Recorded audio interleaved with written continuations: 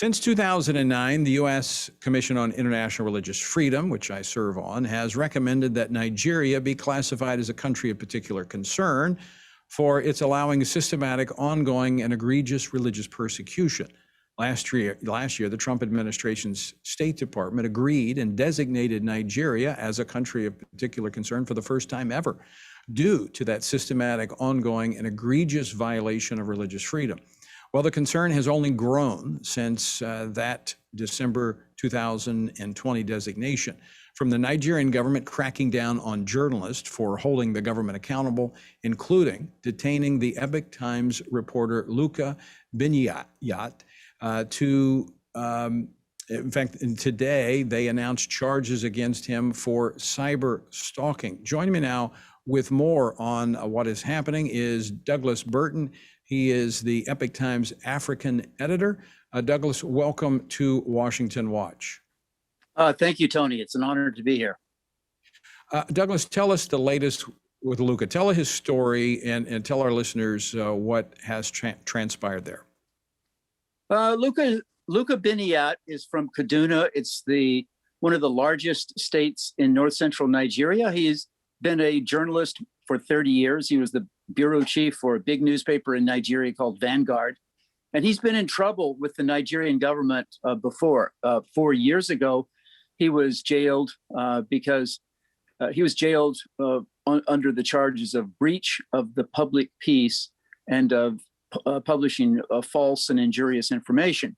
I can correct one thing. I think you're right about cyber stalking, but we understand from the public press release given today that Luka will be charged with injurious, false information and defamation as well, because he has offended. Apparently what he published in his article in the Epoch Times on October 29th, all of which was true, it caused injury and unpleasant feelings of fear and intimidation on the part of the top security commissioner in the state of Kaduna, Mr. Samuel Erawan. Now, Douglas, what he was reporting on was a Baptist church, a group that had been abducted, in which atrocities were carried out. In fact, a number of those individuals were killed, and the Nigerian government, refused to pursue and prosecute, as I understand, and that's what Luka was writing about. Is that correct? Exactly.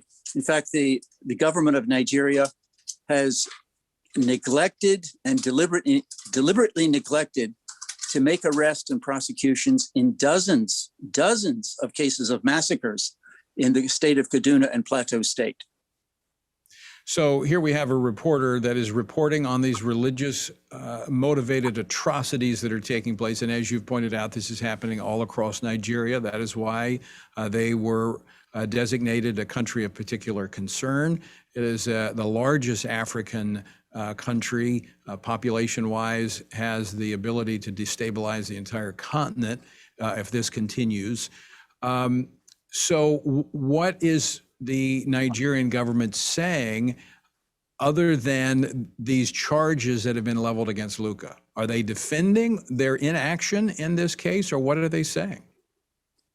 Well, we just have the statement of the Commissioner of Public Security, who is, by the way, a Christian, Mr. Samuel Erawan, and he said today to journalists that what Luka said was false.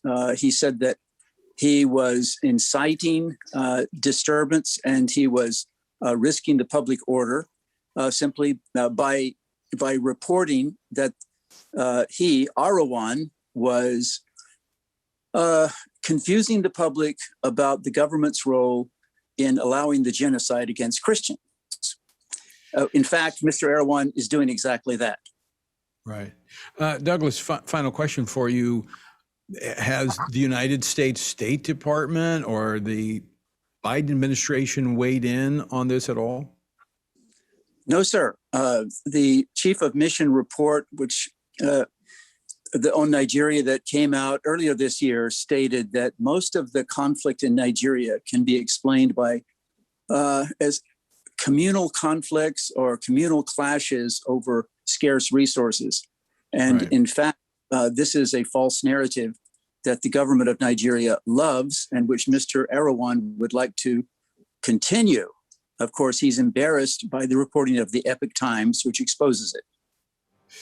And I assume you're going to continue to report on Luka's case so that the world will know what Nigeria is doing in that situation. Yes, that's a high priority. Unfortunately, the news business has always been bad news, and there is tons of news opportunity in a place like Nigeria. You are unfortunately correct. Douglas, thanks so much for joining us. We will be watching this very, very, very, very closely. Thank you.